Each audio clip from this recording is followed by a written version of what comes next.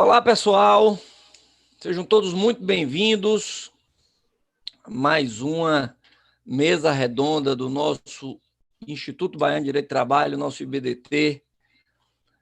Hoje tratamos do tema heranças socioculturais históricas nas relações de trabalho na Bahia e contamos com um convidado mais do que especial, o professor Carlos Linhares, psicólogo pela Universidade Federal, mestre e doutor em Ciências Sociais, consultor em organizações com curso na Espanha, na Itália, na Argentina, atua tanto no treinamento e desenvolvimento de liderança de equipe, como na cultura organizacional, é docente em diversas instituições de ensino, especialmente nos cursos de MBA, especialização, com interfaces em gestão e comportamento humano nas organizações, vai conversar conosco, mas antes da gente começar a nossa conversa, não posso deixar de pedir a vocês que nos sigam aqui no nosso canal no YouTube, as nossas contas no Instagram, no Facebook, no Twitter,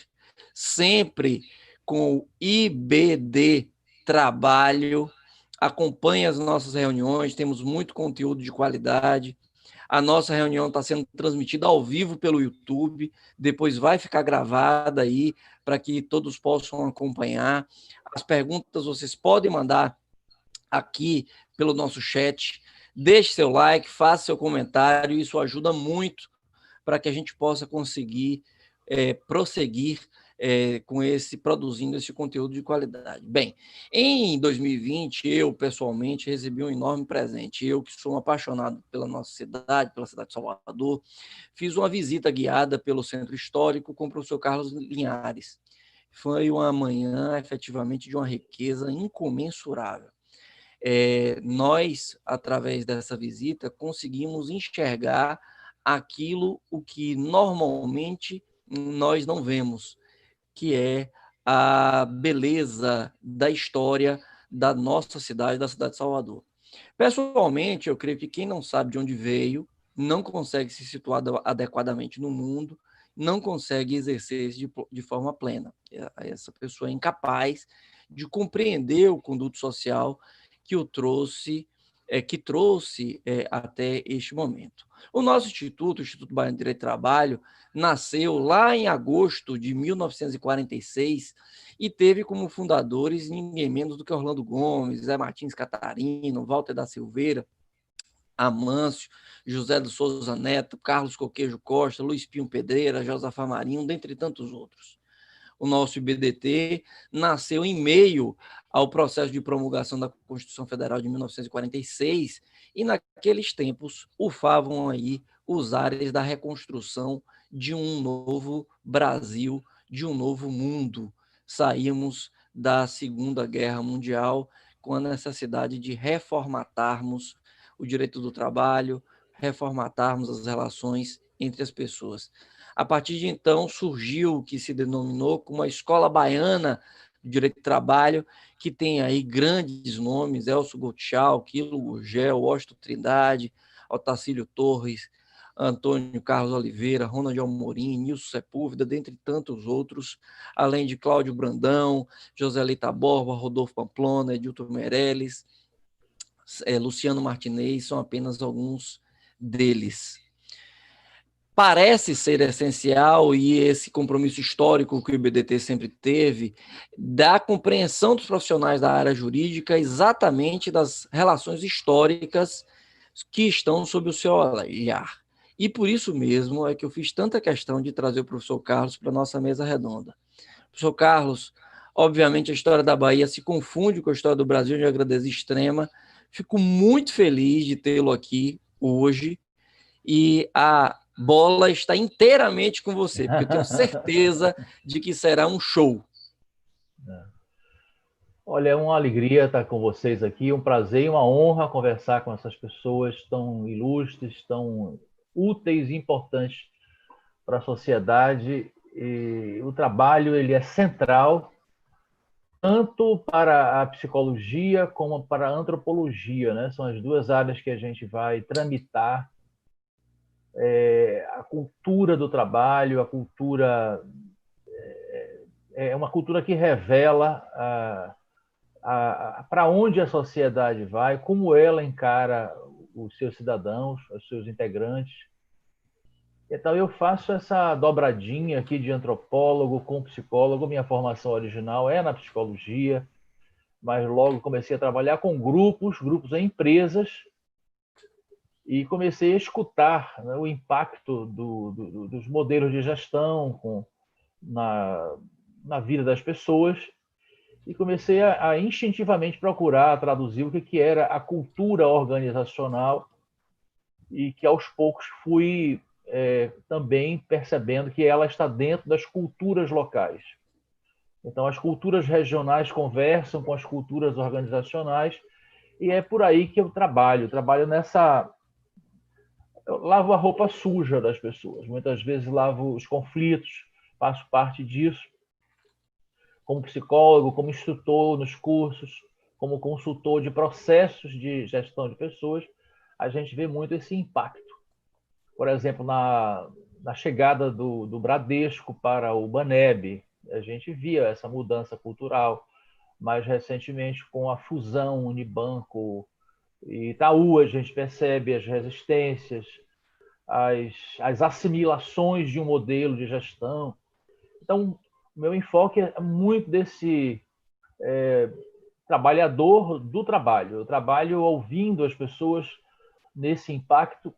Só que aos poucos eu comecei a fazer a olhar pelo retrovisor, me permite essa imagem aí. E aí que entra a história da Bahia. A história me serve demais como uma referência para a gente entender. E isso que vai ser o apelo de hoje aqui, de nosso bate-papo, essa ideia da herança histórica. Por que algumas culturas me pedem para a gente levar adiante uma modernização, e, de repente, ela mesma boicota o nosso trabalho, porque ela prefere o arcaico, ela prefere permanecer no mais velho, naquelas coisas mais antigas. Então, essas ligações perigosas de antropologia e gestão me deram muitos inputs, muitas coisas legais para falar para vocês, que são da área do direito, com uma lógica jurídica diferente. Mas eu creio que esse momento aqui, esse ágape da gente, é um momento enfim, interdisciplinaridade. A gente está aqui nessa convergência de lógicas, né, com a psicológica, a antropológica e a lógica do universo jurídico, a lógica do direito. Eu acho que é uma hora de fazer essas convergências e entender o quanto que isso marcou a história do trabalho. Claro, o trabalho todo quanto, mas aqui a gente, na Bahia, com todo um legado arcaico, um legado da vivência colonial, né, que foi o alvo de nossa aula peripatética. Me permita essa palavrinha, né, grega. Peripatética significa o quê? A aula ambulante, deambulante do liceu aristotélico, né? E os aristotélicos faziam isso. Eles achavam que se você caminha, você se predispõe melhor a caminhar também no pensamento. Então, a musculatura convida o raciocínio, né? Convida a boa argumentação. Então, essa aula do Pelourinho, ela é uma aula muito querida, é um produto nosso de mais de 25 anos, né? Você pegou uma aula velha, não foi em 2020 não, Tess. Você fez essa aula em novembro de 2019, ainda bem, né, que não tínhamos que usar máscaras, estava tudo aberto. Mas é uma aula que, de alguma forma, eu consigo trazer esses conteúdos. Ou seja, como que aquele cenário fala da vida dos atores e do seu drama. São 3 elementos do teatro que eu estou colocando ali. A gente decifra a presença dos atores, que eram os grandes trabalhadores da época, e esses atores sociais que circulavam naquele cenário chamado Centro Histórico de Salvador eram especialmente os atores da Casa Grande e da Senzala, né, o binômio daquela época, e a gente flagra as forças de conformidade, como as igrejas, né? Onde se produzia ideologia, a parte administrativa da cidade e a parte do lazer, com aquelas praças onde se faziam as procissões. Tem um pouco para dizer isso. Nossa contribuição hoje vai ser essa dobradinha da psicologia com a antropologia. E como disse uma aluna minha muito simpática lá no curso de MBA, professor, parece que o senhor toca acordeon, porque o senhor abre a sanfona e fecha a sanfona. Ou seja, quando eu faço a leitura do macro, e quando a gente vai para o individual, diz assim, como é que esse sujeito foi percebendo que no mundo do trabalho não adianta ter apenas uma formação técnica de excelência, mas eu preciso ser profundamente político. Eu preciso ter o jeitinho. Diga. Pois é, Carlos. Me diga como é a sua visão, porque a história da Bahia é uma história muito rica e o estado da Bahia é um estado muito grande. A gente já teve a oportunidade de conversar e você me dizendo, olha, é de uma riqueza fantástica e existe uma distinção entre o trabalhador do Recôncavo e o trabalhador lá do Alto São Francisco, ou do trabalhador do sul do estado, do sujeito do cacau, enfim. Então, existe uma riqueza muito grande. Mas, nos concentrando aqui na nossa região metropolitana, aqui no nosso centro nevrálgico, digamos assim, como é que você consegue enxergar? O que é que você pode nos dizer sobre esse fio condutor? Qual é o fio condutor que nos leva, no qual nós transitamos nas relações de trabalho aqui mais próximo aqui da nossa capital, aqui em Salvador? O que é que você pode nos revelar sobre isso? A Bahia é maior do que a França em termos territoriais e ela tem muitas ecologias, né, e muitas antropologias. Sobre cada ecologia, você tem uma antropologia. Nós estamos em Salvador Recôncavo, então nós temos aqui uma ecologia diferente do Raso da Catarina, ou de Barra, ou de Juazeiro, um ecossistema lá baseado no Rio São Francisco, ou em São Jorge dos Ilhéus, Itabuna. Então nós temos múltiplas baías, múltiplas relações com a natureza. Eu trabalhei na UNEB, a UNEB é espalhada, né? É uma universidade multicamp e ela revela muito esse traço de muitas ecologias. Então, o próprio alunado da UNEB revela isso. Eu vou me formar em quê para trabalhar aqui em Guanambi, ou para trabalhar em Juazeiro, ou em Luiz Eduardo. Então, você tem essa variedade. A nossa realidade de Salvador é uma realidade bem singular, bem específica, né? A Bahia que deu nome ao estado é a Bahia mesmo, a Bahia geográfica, a Bahia de Todos os Santos, que ela começa como uma praça, é uma praça logística, é uma praça aquática de uma logística do primeiro ciclo, que é o ciclo do açúcar. Esse ciclo do açúcar, ele precisava de uma situação literalmente favorável. E por que ela é favorável? Porque a energia possível na época era a energia hidráulica. Então, os rios que vinham do Recôncavo, eles estavam servindo aos engenhos para escoar a sua produção. Não é à toa que as cidades nascem ali no Recôncavo, na margem dos rios, aqui Tionha, a margem do rio, enfim, o Paraguaçu é o grande rio. Então, esses rios todos vão dar na Bahia de Todos os Santos. Essa Bahia de Todos os Santos vai criar uma cidade da Bahia, é a cidade onde você vai coletar essa produção desse açúcar, que era uma mercadoria fetichizada. O açúcar ele não tinha uma visão, uma consideração apenas objetiva de adoçante, ele era uma espécie de Rivotril melhorado, ele tinha algo mágico, era um Rivotril com água benta e com toques de maracujá. Ou seja, ele dava paz, ele dava paz e amor. Então, Não essa é, mercadoria não é cara, à toa, não é à toa que ainda hoje, quando a pessoa está um pouco nervosa, diz: tome aqui um copinho com água com açúcar.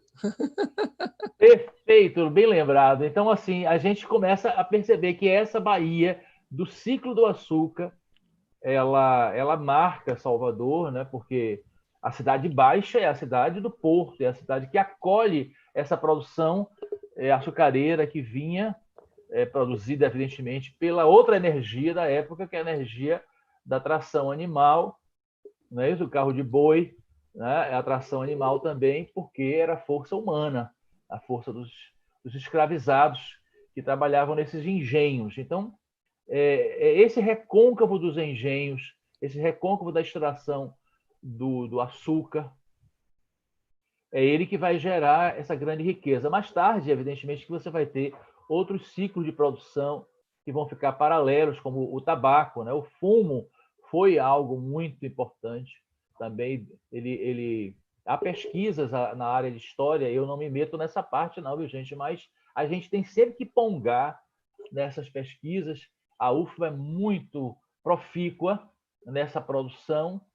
Eles chamam isso de história do Atlântico Sul. Então, eles estão estudando muito essa revolução na produção, tanto do tabaco como do açúcar, que foi se entranhando pelo recôncavo e arrancando do recôncavo essa riqueza e vinha para Salvador. Então, Salvador se constitui como uma espécie de teatro. É uma cidade teatral, porque as elites açucareiras precisavam de um lugar para se apresentar, enfim, fazer a sua cena, né? Fazer o seu jogo, a sua aparecer. E, inclusive, você vai ter as igrejas que vão ser o lugar privilegiado disso. Você também tinha esses pequenos cenários em Nazaré das Farinhas, Santa Amaro, Cachoeira, tem um parque histórico, né? Um parque de arte sacra, arquitetura sacra também, muito importante. Várias cidades, né? Como eu citei aí, todas essas elites precisavam de um lugar neutro e, evidentemente, que Salvador ela era privilegiada, ela recebia esse pessoal que vinha para cá e aqui eles começaram a passar as férias de fim de ano. Né? Então, Salvador era uma cidade de se mostrar, uma cidade teatral, mas o que eu quero pontuar é que a Bahia, né, esse comércio do açúcar e do tabaco nessa Bahia foi gerando uma cultura, foi gerando uma relação de trabalho, né, baseada, evidentemente, na força escrava e na exploração de mão de obra indígena também. Pois não, vamos lá. Então, a partir daí, a partir desse binômio, né? Desse binômio da exploração da força, da exploração da força e a força, da mão de obra, qual é a relação que você vê em torno disto e da relação de trabalho? Como é que isso acaba afetando o trabalho? O trabalho acaba tendo uma relação direta com a exploração, com ser como algo indigno, digamos assim?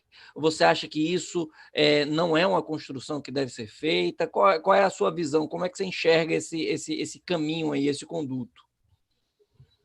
Isso aí seria uma temática, uma discussão interessante dos antropólogos do trabalho. Por exemplo, se você comparar essa colonização nossa com a colonização de Santa Catarina, Rio Grande do Sul, onde você teve menos ênfase escravocrata, especialmente com a chegada, né, dos ítalo-germânicos. Quer dizer, essa relação de trabalho passou por uma menor exploração, menos uso da força, teoricamente. Mas essa é uma discussão complicada. Eu queria abrir a resposta para você falando da palavra pai, a figura paterna, o patriarca. O patriarca e o patrimônio, essa é a grande palavra, né? Que a gente precisa entender, porque o patriarca, o dono desse patrimônio, ele precisa ser um padrinho. Se eu conseguir que ele seja o meu padrinho, né? Então esse paternalismo nessa relação ele vai se instalar como uma mentalidade. A mentalidade, aliás, que é comentada pelos analistas de Casa Grande Senzala. É como se a Senzala visse na Casa Grande um lugar onde as relações afetivas resolvem as coisas sem porrada, sem pancada, sem castigo. Então, que tal a gente familiarizar o trabalho, trazer os vínculos familiares para a senzala? Então, aliás, o grande escritor, né, o sociólogo Gilberto Freire, ele tem uma expressão, ele é muito, o estilo dele é muito rico, muito adjetivado. Então ele fala sobre esses laços de parentesco, eles se derramam como se fosse um líquido, um plasma, assim, e vai escorrendo até a senzala. Então a senzala mais tarde vai chamar: e aí, chefia, e aí, meu brother, meu tio, chamar você que é o patrão de meu compadre, entendeu? Então sabe de nada, inocente. Então essa intimidade familista, ela migra de um lugar para o outro. E, evidentemente, que num olhar mais cartesiano, mais atual do mundo do trabalho, mais protestante, né? Mais assim, no sentido de eficácia e eficiência, esse tipo de padrão comportamental, isso vai ser intolerável, isso vai ser regressivo, porque eu não vou gerar uma estabilidade de produção se eu tiver esse gesto aqui, né? Esse gesto do compadrio, assim com o homem, ficar assim com a diretoria. Então, esse jogo de cintura, essa ginga, são formas de poder que são engendradas no dia a dia do trabalho, mesmo no trabalho sob o uso da força. Então, o trabalho na Bahia, ele se instala na emocionalidade do medo. Palavra complicada isso, mas eu acho que é isso que é a emocionalidade do medo. É o cara com um chicote, diz assim: você vai ser castigado agora se você não fizer isso. Então, essa internalização vai fazer com que o cara ceda, que o cara seja dócil, e essa docilização dos corpos vai gerar uma média de produtividade, mas evidentemente ele não vai ter nenhuma relação de envolvimento, de coisas que hoje em dia a gente chamaria de comprometimento, né? Ele foi a experiência socioantropológica do trabalho aqui na nossa região, ela brota em cima da obediência, mas mais do que uma obediência, é uma subserviência, né? E essa obediência, ela só se executa na hora que você tem alguém olhando. O leão de chácara está em nome de Painho, em nome do patriarca, né? Ele está, o leão de chácara, o feitor, o capataz, o capitão do mato. Então você vai ter uma média gerência controlando esses sujeitos e vai controlando, inclusive, a ponto deles não terem individualidade. São sempre colocados numa espécie de pasta de bolo, né? O grupo de escravos, essa cambada de nordestinos. Então, isso tudo vai prejudicar o nascimento do indivíduo, o indivíduo que vai virar o cidadão, como em outros lugares, como na Austrália aparecia. Então, a nossa colonização em torno do trabalho, ela vai afetar a nossa própria identidade. Vamos ficar muito filhos de Painho, esperando que o patriarca vire nosso padrinho para a gente poder ser sujeito. Carlos, você acha então que vou colocar assim, pasteurização ou estandartização de determinadas relações, ela de um lado ela acaba por atrapalhar algo que é muito próprio da nossa baianidade, digamos assim, que é a criatividade, ou a criatividade, a seu juízo, é uma consequência, digamos assim, uma forma de escape dessa estandartização, dessa medianização, digamos assim. Como é que você enxerga isso, né? na cultura organizacional? Eu acho que é importante a gente lembrar que toda toda essa história que eu contei antes, ela tem uma palavra que está aí sendo constantemente reproduzida, que é a centralização das decisões. Então, o latifúndio, a Casa Grande, tudo é muito centralizado na figura de alguém. Então, você não tinha nenhuma experiência de compartilhamento, de diálogo, não existia nem era um paradigma daquela época. Havia uma espécie de senhor total. Era um feudalismo à brasileira, e essa percepção, esse controle, ele vai, evidentemente, mais tarde virar a famosa expressão, o senhorzinho, né? Então, a relação de produção ela vai ser muito centralizada. Eu acho que isso tudo... Eu estou fazendo uma introdução para falar para vocês como que a gente vai precisar dar um jeito. Dar um jeito porque eu não existo, então um jeitinho vai aparecer como uma força criativa. Entramos agora na literatura do Roberto da Mata, que é o antropólogo que entra nessa jogada, nessa ginga, né? É como se eu queria fazer agora uma coisa que eu faço e dá certo nas aulas.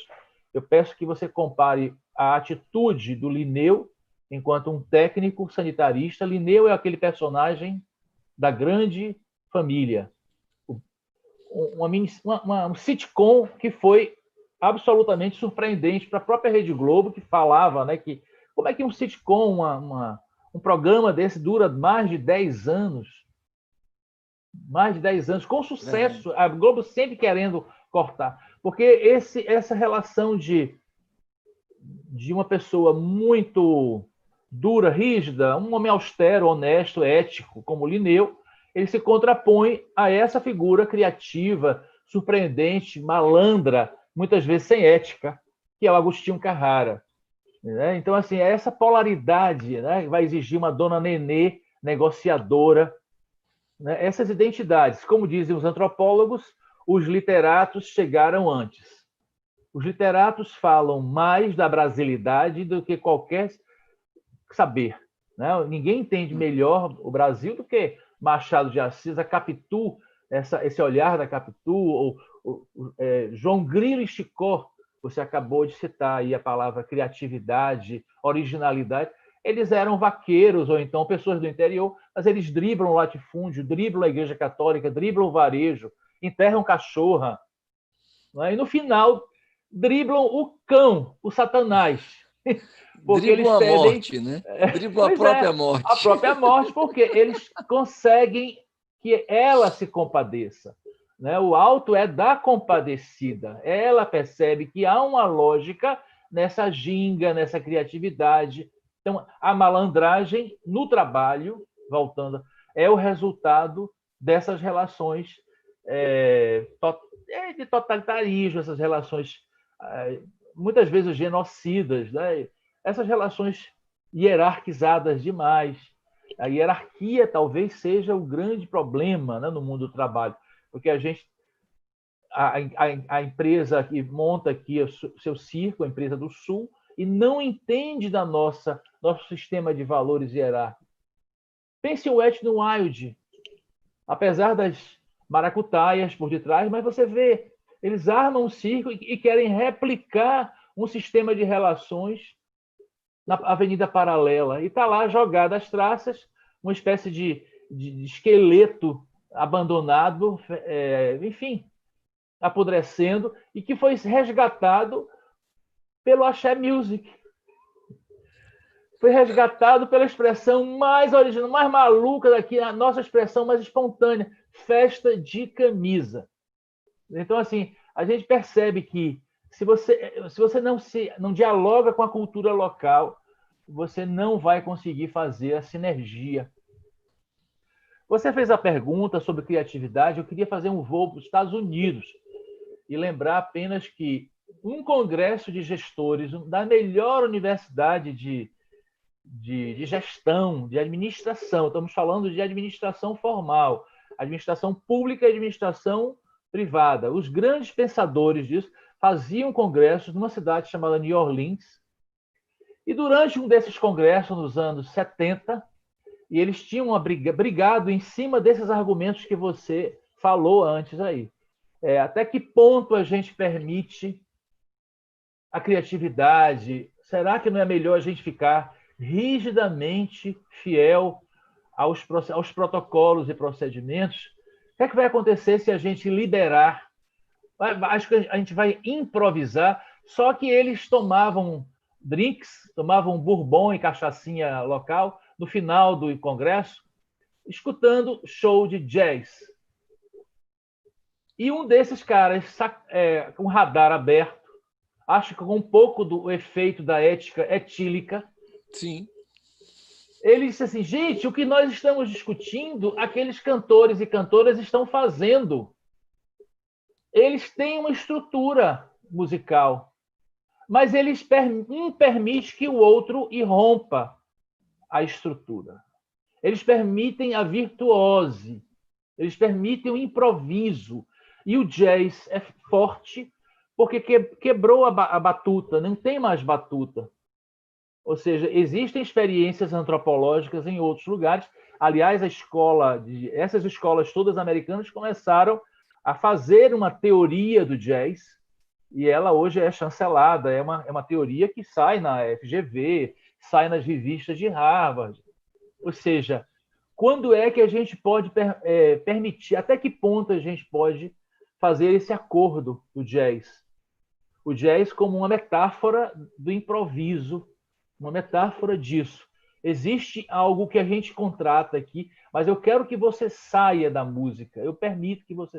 Por que eu quero que o outro saia? Porque é isso que gera aderência e comprometimento. Então, a palavra básica aí seria: ninguém obedece, mas todos se comprometem. Seria talvez a grande modernização de atitude no trabalho. É legal essa viagem do jazz. É muito interessante, é muito bacana.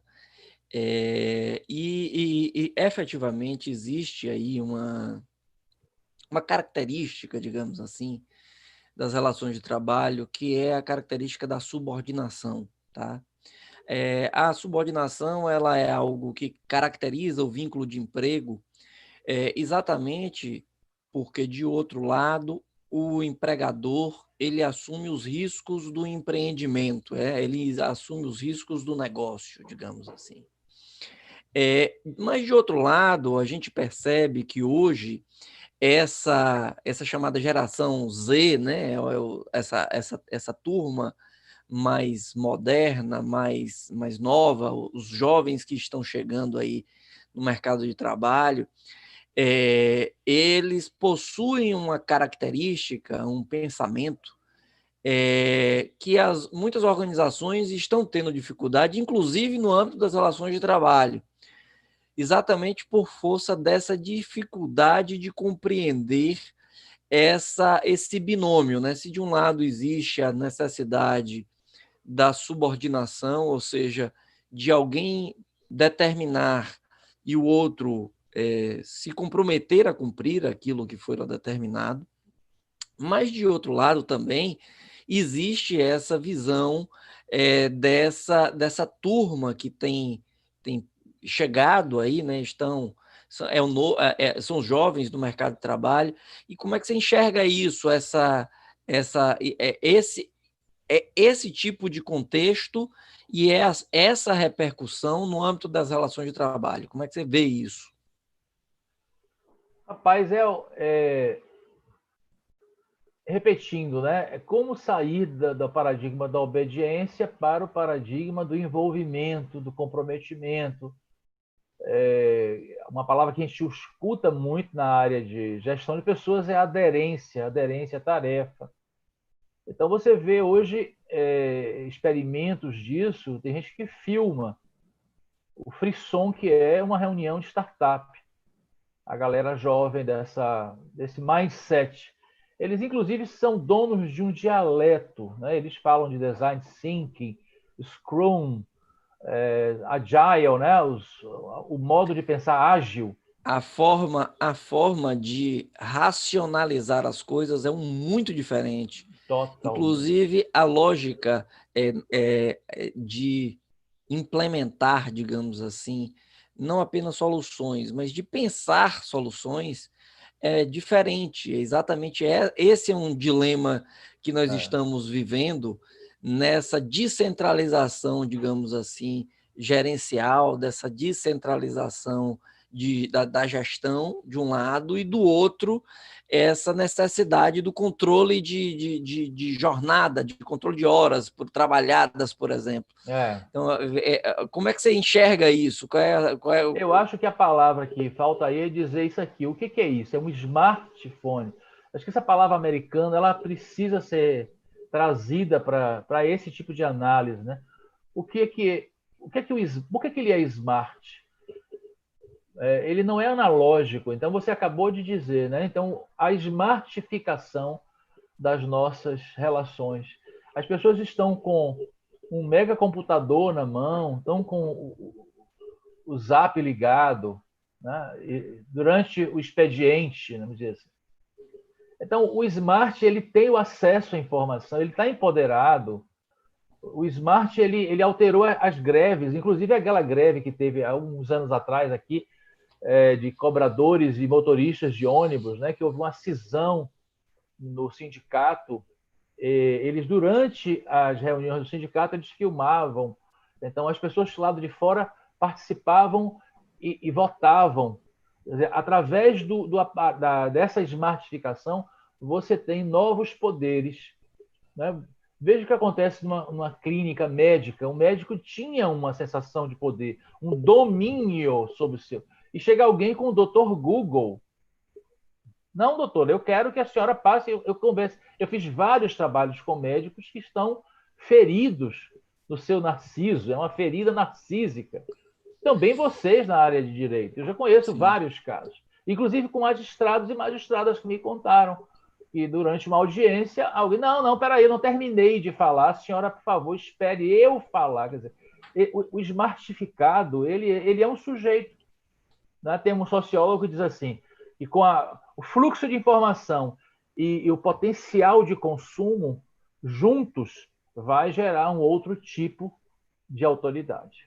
Certo? Então, a professora, imagine uma professora do colégio de freiras aqui, sacramentinas, antigamente, o padre do Antônio Vieira, o irmão Marista, ele ser interrompido por um aluno que tem um celular, ele está com o smartphone, dizendo, não, o senhor está errado, o senhor não, você está errado. Então, existe uma quebra de uma liderança, de um modelo de liderança, existe uma mentalidade, vamos chamar assim, as relações de poder e autoridade foram revisitadas pelas tecnologias, pelas consequências dessa tecnologia. Então, a gente não vai ficar dizendo, você não quer, não vou atender você porque você leu no Google sobre sua doença. Eu não vou discordar de você. Uma vez, numa pós-graduação na UFBA, um aluno na área de gestão, comportamento organizacional, eu estava trabalhando a liderança, uma aluna chegou e disse, professor, eu trouxe um texto que eu acho melhor do que o que o senhor colocou na bibliografia do curso. Então, eu fiquei assim, perturbado, mas eu fui elaborando minha inteligência emocional. Aí chegou uma outra colega, e essa primeira ela veio de Campinas, da Unicamp, tinha feito um curso na Universidade Conceituada. Aí a outra se achou no direito, que ela fez um curso na USP, de pós-graduação, e professor, eu também fiz esse aqui, da USP, um texto, e os dois textos eram melhores do que o que eu vi. E aí chegou um aluno que veio de Boston, e trouxe o texto em inglês, que era melhor do que todos. E eu fiquei com a boca aberta, porque, meu Deus, não sobrou nada para mim. Não sobrou nada, quer dizer, a minha autoridade estava ali. Eu me senti um Boston, né? Literalmente. Mas, de outro lado, Carlos, eu tenho, assim, eu queria trazer duas questões que me parece que são importantes neste momento, dessa descentralização que você tanto fala. Primeiro que eu acho que há um fenômeno da descentralização, e isso já está, de algum modo, claro. O YouTube está aí para mostrar isso, o Instagram está aí para mostrar isso, que, na verdade, são grandes empresas de comunicação, mas a produtividade, a produção da comunicação se dá peer-to-peer, né? Te dá de pessoa para pessoa. Então, o que nós estamos produzindo aqui é conteúdo, estamos produzindo informações. Mas, de outro lado, então, isso do ponto de vista geral, há essa explosão, digamos assim, da descentralização. Mas, de outro lado, eu queria muito lhe ouvir sobre essa visão do individual que pretende uma relação, sabe? Disso que você falou mais cedo, daquele que, na sua relação de trabalho, ele usa da sua da sua relação individual, da sua relação pessoal, da sua pessoalidade com o chefe, com o subordinado, com o colega. Como é que você enxerga isso, né? Essa atuação do sujeito, individualmente falando, com o seu chefe, com o seu subordinado, com o seu colega, como é que isso impacta e como é que você enxerga, do ponto de vista histórico, essa construção histórica que nós chegamos até aqui, como é que você enxerga isso e a gente acaba desaguando nesta relação de hoje, né? Nessa visão. Como é que você enxerga isso? O que é que você... É um livro, um texto clássico da antropologia brasileira, mais uma vez do Roberto da Mata, que se chama A Casa e a Rua. E a casa é o lugar do espaço privado, onde a pessoa se coloca no aconchego dos deuses lares. Né? Os deuses lares, gerou a palavra lar, inclusive, era o fogo sagrado. Cada casa tinha que ter essa divindade. A lareira era esse lugar do aconchego da persona, da pessoa. E no espaço fora da porta, profanos, fora, além da porta, você tinha a rua, o anônimo. É o lugar do indivíduo. Esse é o padrão. Então, o nosso país ele é um país personalista, nossa cultura é uma cultura personalista, porque ela joga o lixo na rua. Você não pode passear na Praça da Piedade. A gente não vai nas praças públicas, porque o lugar do espaço social é um lugar de todos, é um lugar de indivíduos. Né? E na brasilidade, você precisa ter lugares privados. A praça é a praça de alimentação do shopping. Essa eu vou. Então, são lugares particulares. É a casa-cor. Eu vou para aquele lugar. Então, assim, a pessoa ela é a protagonista. E a pessoa tem sobrenome, ela tem relações sociais, tem rede de relações sociais. Essa foi a história recente. Agora a gente está começando a lavar essa roupa. Então, o contraponto, né? Indivíduo-pessoa, e aí ele revela o que é a casa e a rua, né? A casa é a casa da pessoa, é o doméstico, é a domesticação de tudo que é do público. O que é do público serve ao domus. Então eu domestico a verba pública, trazendo para mim a corrupção. Eu privatizo o espaço privado. Então, existe toda uma antropologia disso, né? Desse culto a essa cara, aos meus, à minha família. Né? Isso agora, então, com a gente vê, né, na presidência, a mesma coisa. Aliás, teve uma cena tão antológica quanto essa agora, do presidente defendendo o seu domus, como quando foi uma briga do Pedro e do Fernando Collor de Mello. Né? E Collor estava na presidência. E o irmão chegou para ele com ciúme e disse: como você amou mais Paulo do que a mim, que sou seu irmão de sangue? Paulo era Paulo César Farias. Ou seja, olha só, na instância mais republicana, no topo da República, havia o quê? A lavagem de roupa suja, porque você não me deu mais chance de acessar. Então é sempre essa tendência. E o espaço público é o espaço do nada, é o espaço do anonimato.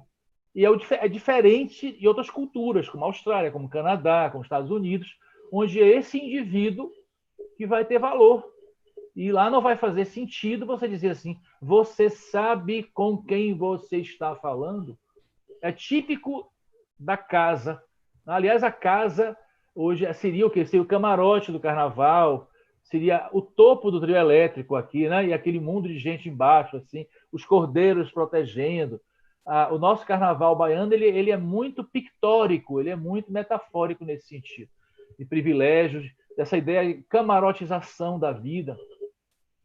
Então, neste mundo onde eu fui trabalhado muito na proteção da casa, eu sei que eu não preciso ter grandes competências, porque meus pais são amigos. Então, o nepotismo está garantido.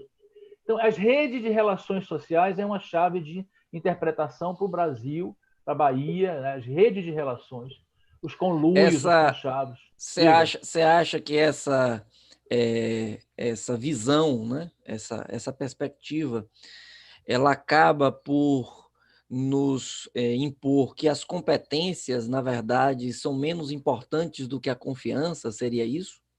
É melhor eu ter a confiança do chefe do que eu ser melhor preparado, do que eu ter mais treinamento, do que eu ter mais aptidão para o desenvolvimento da atividade? Seria isso? Sim, sem dúvida.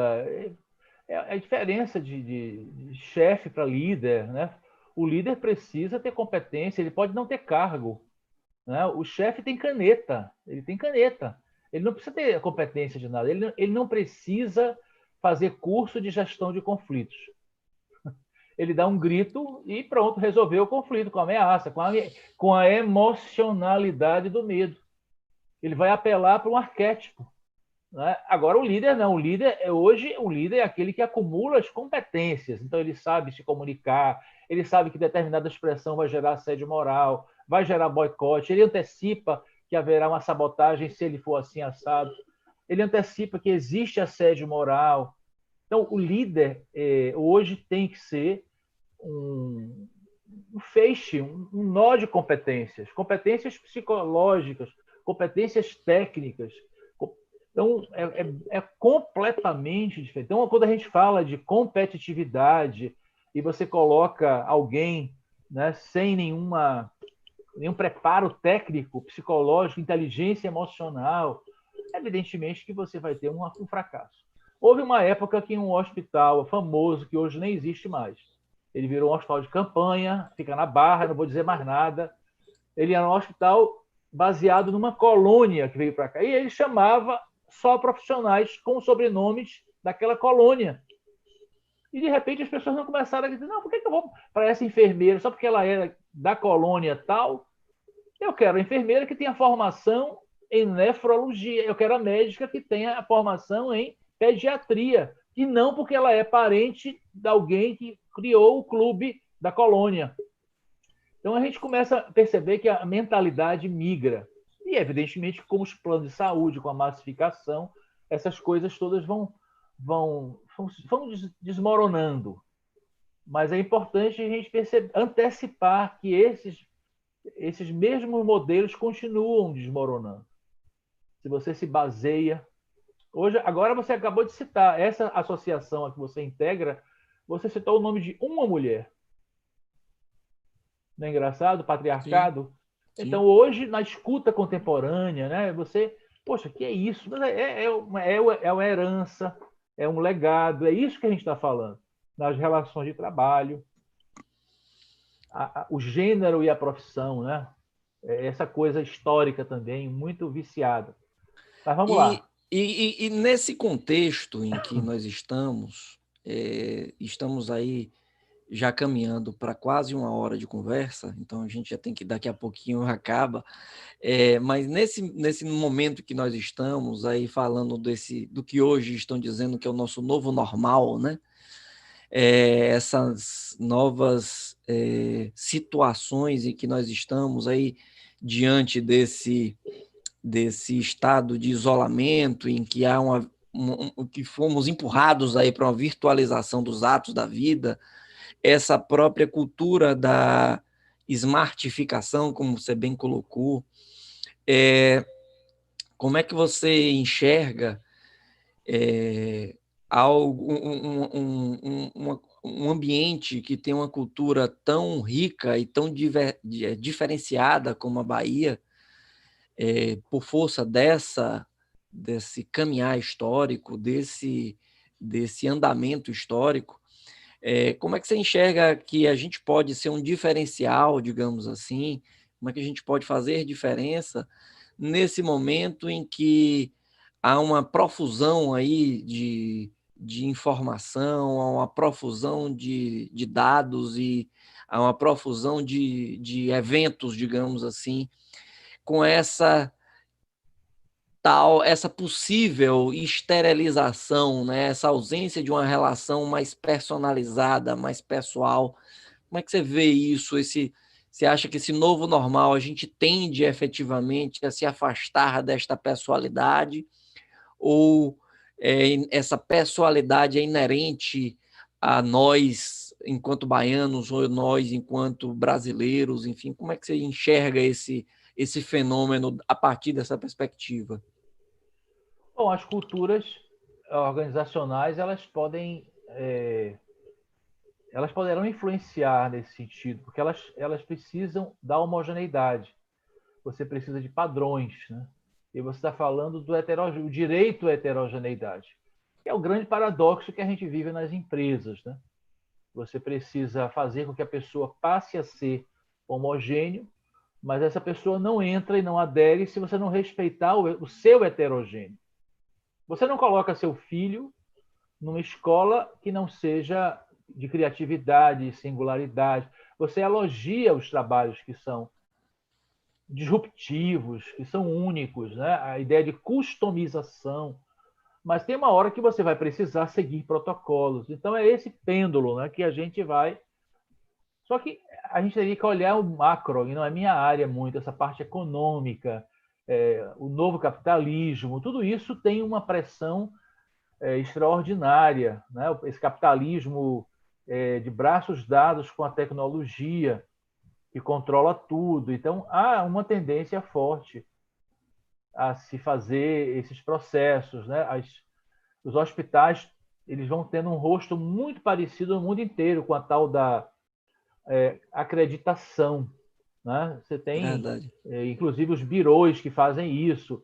Eu fui da época no polo de petroquímico de Camaçari do 5S e eu achava engraçado porque eu já estava me metendo com antropologia e eu conversava com os japoneses, né, com uma dificuldade de falar com os japoneses da Universidade de Tóquio que vinham trazer para cá esses modos de fazer o 5S, de cuidar dos processos, de uma limpeza, né, o Seiri. E eu perguntei a um deles, mais velho, assim, quando vocês aprendem isso? Ele disse, a gente aprende isso na alfabetização. A professora bagunça a sala, depois a gente reúne, organiza. Então, eles já tinham assimilado essas perspectivas e a gente precisa ir pegando essa carona. Agora, a gente, ao abraçar, não precisa abandonar os nossos traços. Eu acho que é aí que eu fecho com você, com minha convergência total. Eu acho que a gente precisa encarar a nossa singularidade religiosa, a nossa singularidade racial, nossos traços, nossa singularidade. Eu acho que ela é uma força propulsora. Eu acho que é aí que a gente tem um rosto. Ninguém vai curtir um carnaval, um pelourinho, se você não tiver esse rosto. Né? Então é preciso preservar esse rosto identitário. Você vai em vários lugares, não sente mais. Né? Às vezes a pessoa pergunta: cadê aquele tempero local? Cadê aquele toque? As pessoas não enxergam que a alimentação, por exemplo, numa praça de alimentação do shopping, você pode fazer a mesma refeição em Nova York, em São Paulo, em Salvador e em Brasília. Mas o que nos diferencia é exatamente a peculiaridade local. A gente nunca vai, ou dificilmente nós iremos comer uma boa muqueca ou um bom acarajé dentro de um shopping center, né? Só para tentar dar um exemplo. Mas eu queria, já que a gente está encaminhando para o final, assim, eu tenho uma visão de que a Bahia, e aí já retomando aquele nosso encontro, é fruto da primeira experiência intercontinental da história da humanidade, a primeira experiência de multinacional da história. A cidade de Salvador, ela é fruto do continente asiático, é fruto do continente africano, é fruto do continente americano, do continente europeu, essa conjunção, essa conjuntura de fatores. E todos esses fatores, eles, de algum modo, eles não ocorreram por acaso, eles ocorreram mediante algum planejamento, alguma conformação. Foi necessário para que a gente tivesse essa formação, que alguém estruturasse essa linha mestra, né? Mas, de outro lado, o resultado disso tudo, sujeito a todas essas influências, ela não seria ou não foi prevista, né? É um resultado imprevisível, o resultado das grandes conformações é imprevisível. Você acha que essa imprevisibilidade a gente deve manter, a gente deve tentar aliar a imprevisibilidade de um lado com o planejamento do outro, ou isso tudo é uma bobagem? Vamos seguindo que a vida vai nos levando. Qual é a sua visão? O que você acha? Rapaz, existe uma comparação muito forte entre as divindades gregas. Você lembra das imagens de Zeus, né? Aquelas figuras, né? O Poseidon e de não sei quem. Todos eram muito musculosos, muito fortes, muito gigantescos, né? Os gregos adoravam essa demonstração da força. O Saturno, né? Que é o Cronos, que devorava os filhos. Então, o São Paulo, no Novo Testamento, ele tem um momento que ele diz assim: meu Deus, como é que eu vou conseguir vender a imagem de menino Jesus? Como é que eu vou vender? E esse menino Jesus nasce na manjedoura e morre na cruz. Como é que eu vou propor uma reforma a partir de outros valores, outras imagens? Quer dizer, o contraste é absurdo. Como é que você entra na Grécia com a proposta cristã da vulnerabilidade? É na vulnerabilidade que você ressuscita. É isso que está ali. Então, essas locomotivas da história, elas são da imprevisibilidade. Eu gosto muito da palavra cultura como fricção. A cultura é uma fricção. E dessa fricção vão surgir muitas coisas. A gente é A mais B com C. Então, assim, o que você pontua é algo fundamental. É onde está a agência, diriam meus colegas da UFBA, da sociologia, né? A agência humana, onde é que ficou, onde é que sobrou? Porque está tudo controlado, aliás, o pessoal diz, né? Está tudo dominado, as redes, tudo. A galera de economia diz assim: o Brasil só participa no mundo hoje como produtor de soja, um pouquinho de proteína animal. É o único significado econômico essa produção de alimentos lá do sul, aqui de Luiz Eduardo, quer dizer, alguma produção de soja e de carne de ave que é importante, é por isso que ele tem relevância. Então, se não vier esse reconhecimento, quem é que vai dar? A gente é que tem que dar.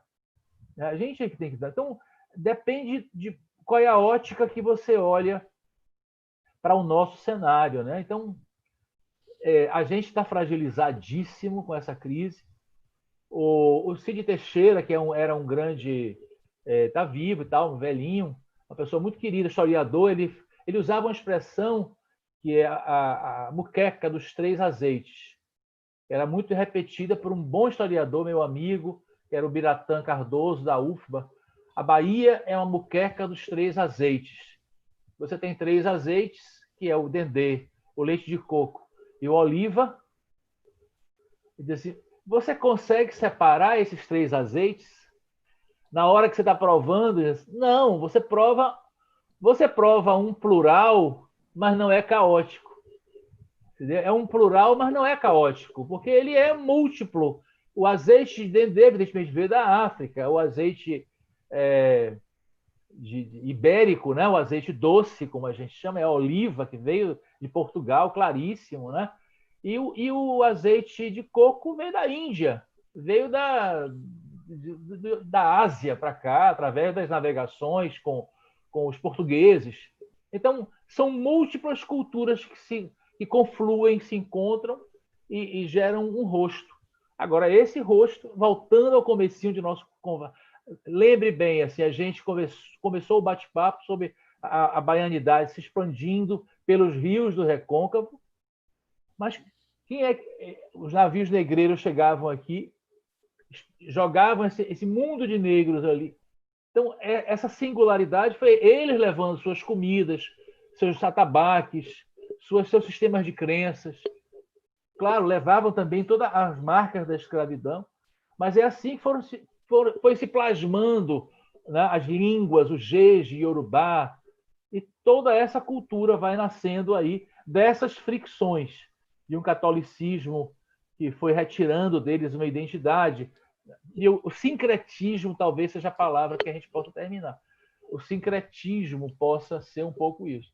A gente ter algo local. Você falou com tanto orgulho na abertura desse bate-papo sobre o traço da advocacia do trabalho na Bahia. E você falou de uma fidelidade dessa linhagem, desses ancestrais todos. Evidentemente que eles tiveram um rosto. Eles sustentaram um rosto, uma linha. E é isso que a gente chama de tradição. Agora, como que você vai modernizar? Você agora aqui comigo, você está expandindo, está convidando um antropólogo, um psicólogo para agregar valor. Talvez antigamente isso fosse considerado meio estranho. Como assim? Alguém de fora. E agora você percebe que é isso que dá força, né? Que é isso que vai gerar o sincrético. Talvez por isso o Etno Aide tenha morrido, porque não soube sincretizar. Né? O Hospital Espanhol também não soube sincretizar. Então, várias organizações morrem, perdem tradição, perdem potência, porque elas não conseguem fazer concessões. Então, é nesse sentido que eu vejo que a Bahia ela pode ter o seu traço. E as empresas do polo que eu conheço, as multinacionais, elas começam a abraçar esses traços locais, apesar de seu planejamento ser corporativo, mundial, multinacional, mas existe algo ali que pode ser valorizado. Elas mesmas compram os camarotes do carnaval baiano e trazem seus mais importantes stakeholders para participar do camarote. Né? E às vezes eles chegam com aquela a Bahia só tem festa, só tem isso, só tem aquilo. Eles provam que não, temos muita produtividade, entregamos resultados, mas a gente também tem uma outra forma de ser. Se você me perguntasse qual é o hino da Bahia, que eu diria é beleza pura. Não me amarra dinheiro, não, mas a carne dura. Pense bem essa letra, né? A carne dura, né? Beleza pura. Moça bonita do Ileaie. Né? Então, e os bairros, ele vai citando os bairros. Cada bairro tem a sua beleza, a sua especificidade. E todos, nesse mantra, nessa ladainha de Caetano, ele vai citando a palavra beleza pura. Este é o belo para a gente. Federação, Boca do Rio, beleza pura. Então é importante que a gente ouvir os bardos, os poetas, né? E os antropólogos também. Com certeza, com certeza. Para a gente finalizar, eu queria mais uma vez já lhe agradecendo. A gente percebe que há uma necessidade muito importante de bem compreendermos o passado e o presente para que a gente possa não prever o futuro. Eu não acredito em prever o futuro, mas eu acredito em se planejar para o futuro, ou se planejar para construirmos um futuro. A atual conjuntura tem sido muito rica, não obstante a tragédia humanitária e sanitária que se mostra, mas tem sido muito rica no sentido de demonstrar uma série de coisas, inclusive a finitude, inclusive a solidão, inclusive a necessidade de encararmos outras coisas que não aquilo que outrora era uma meta quase que absoluta, como ganhar dinheiro, por exemplo, enfim.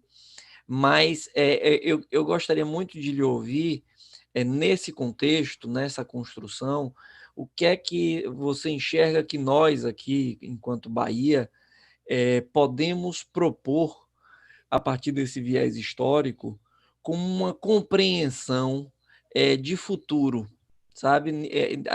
A partir disso que você acabou de dizer aí, dessa conjunção de fatores. O que é que o que é que na sua visão a gente tem que ficar atento para a gente colocar mais um tempero nessa moqueca aí, para que essa nossa moqueca ela seja não desestruturada, mais atualizada, digamos assim, mais revista, revisitada. O que é que você enxerga que a gente pode prosseguir nesse intento aí, a partir dessa nova visão que nós teremos aí, dessa descentralização, do medo das pessoas? As pessoas ainda estão com muito medo, estão aí com medo de voltar ao trabalho, estão com medo de retomarem as suas vidas, estão com medo do que vai acontecer se não tomarem determinadas providências. Qual é a sua visão assim, para a gente concluir em torno disto, desses fatores que a gente pode agregar para nos conduzir aí no futuro, diante dessa nova circunstância, diante desses novos elementos aí que são tão fortes, né? O ano passado eu fiz um curso em São Paulo muito interessante sobre futurologia, que eles chamam de foresight, né? Foresight é prospecção de cenários. E o curso me levou a estudar muitas coisas.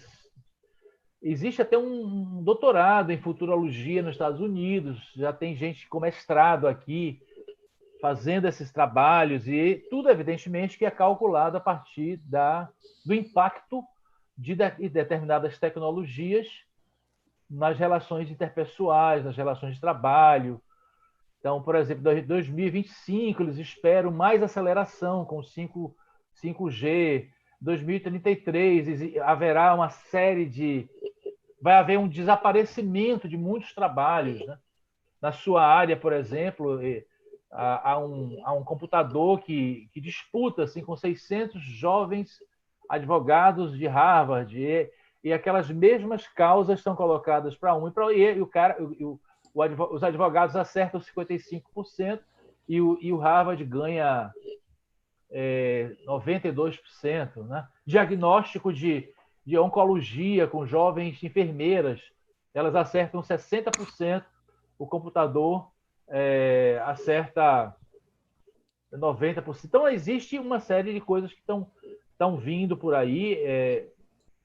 O Foresight, ele restaita, inclusive a gente fala de como que se adivinhava o futuro, jogando búzio, fazendo leitura de runas, de cartas de tarô. Você tinha milhões de metodologias.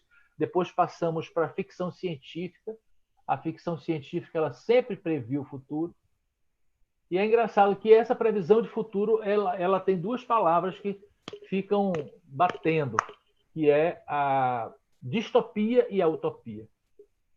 A utopia seria uma coisa positiva e a distopia seria um pouco Blade Runner. Seria, enfim, quase todos os filmes de ficção de Hollywood são distópicos. Mas o fato é que a gente está vivendo uma aceleração exponencial, né? Eu diria assim que a Bahia ela tem o complexo de vinil, né? O vinil é aquele disco que demorou para mudar. O vinil foi uma mídia que demorou 120 anos para ser superada por outras formas. Outras mídias começaram a roubar o trono do vinil. Né? O vinil ficou sempre rei da Electrola. Né? Então você repare, outras mídias começaram a roubar, como a fita cassete, uma fita de rolo, depois o disquete, o VHS. Estou fazendo uma viagem antropológica, tecnológica, para que você perceba que todas essas outras mídias demoraram de 5 a 20 anos no máximo. A fita cassete reinou, né, com aquele lapisinho, aquela canetinha Bic que a gente rodava, né? Ela Sim, reinou sim. uns 25 anos, né? Poderosa, toca disco. Mas, de repente, até você chegar no CD, eu peguei os disquetes, aqui no Polo Petroquímica, a gente usava disquetes deste tamanho. Sim, Depois sim, sim, foram sim. reduzidos para aqueles. E hoje estão todos num cemitério. Então, quando eu falo assim, a Bahia tem complexo de vinil, ela se acha, ela vive naquela coisa do Orival Caymmi, misturado com Jorge Amado, um pouco do carlismo, né? A Bahia de Caribé, de Pierre Verger. Eu acho esses quatro cavaleiros o máximo. Eu sou fã número um. Mas a gente precisa entender que agora não existe o pendrive. O pendrive chegou, não, ao pendrive aqui, roubou o vinil, roubou tudo. E agora ele foi destronado, Sim. porque está tudo na nuvem. Entendeu? Então, assim, estamos numa disrupção. Então, é isso que eu estou falando. A Bahia precisa entender que ela precisa entrar na era disruptiva, ela precisa navegar nessa rumo a esse outro universo. Ela tem que abraçar polos de tecnologia. Eu alugo, às vezes, o Hub lá do comércio. Você já passou por lá, né? Eu Sim, sim, sim. alugo, Muito bom, alugava. Agora muito não pode, mas eu vou excelente. Um voltar. abraço aí pro pessoal lá, Moacir. Pois é, eu alugava muito essa, porque ali eu me sentia numa outra Bahia. Eu estava com o Forte de São Marcelo ali, que é a cara, é o retrato três por Sim, quatro da Bahia, aquela sim, Bahia, aquele verdade. porto de Salvador. É o umbigo da Bahia, como diria Jorge Amado.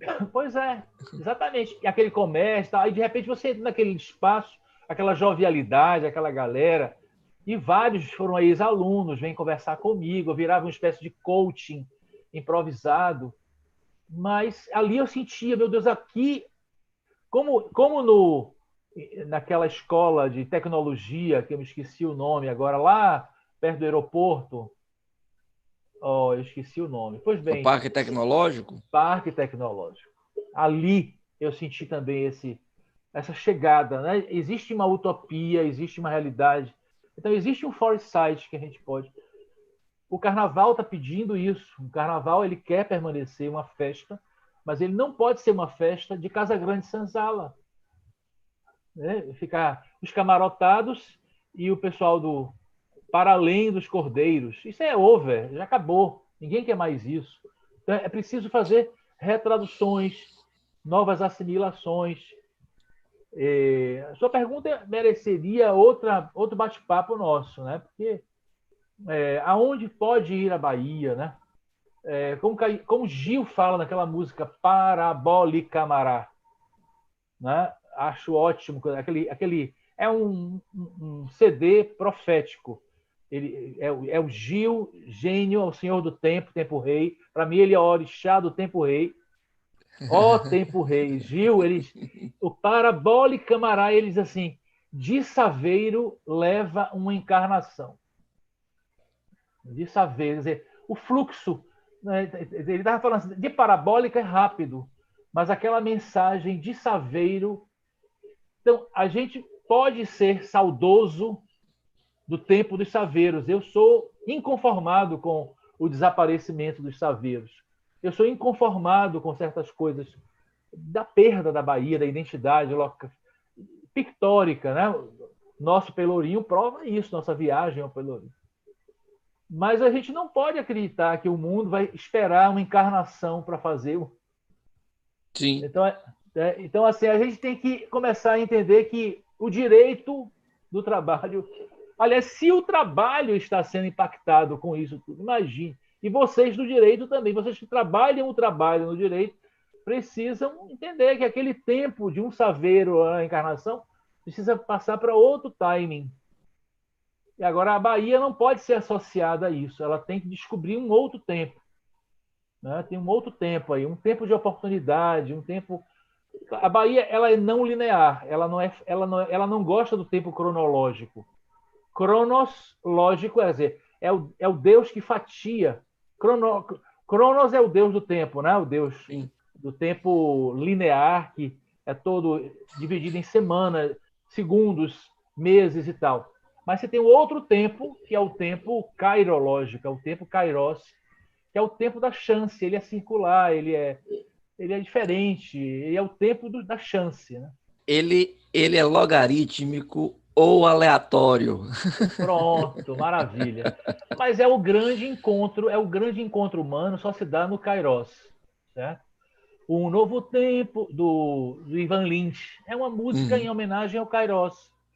Eis o tempo da salvação, eis o Kairos da salvação. Então a gente precisa dar um tempo de Cronos, né, e partir para o Kairos. Agora, a Bahia ela é muito cairológica, porque as pessoas são muito banda voou. Talvez fazer um pêndulo mais honesto, né? Respeitar as agendas, ter consciência de prazos. Nossa cultura ficou muito de improviso, muito imatura emocionalmente em algumas coisas.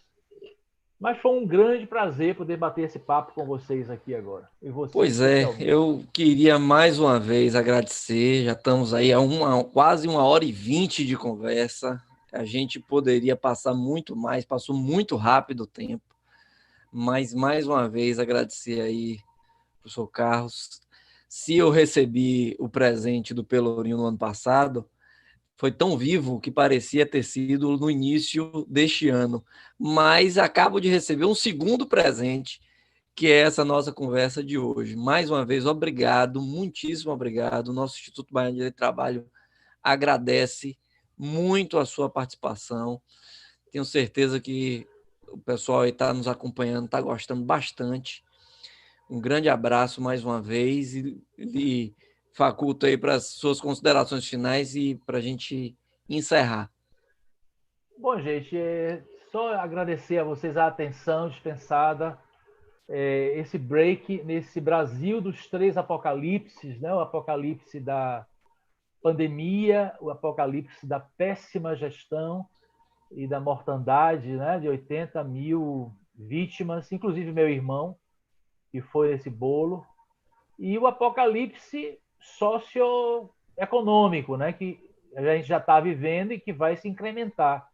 Então, dentro desse contexto apocalíptico, a gente preservar essa capacidade de apostar no direito, na lei e na cultura. Um pouco também da saúde mental, né? Que é, no fundo, o que eu procuro levar para as pessoas, né? Essa consciência de que a gente precisa se preservar a saúde mental. A palavra final que eu diria é: máscaras de oxigênio cairão. Mas primeiro coloque em você, depois coloque nos outros. Um grande abraço. Um abraço. Valeu. A gente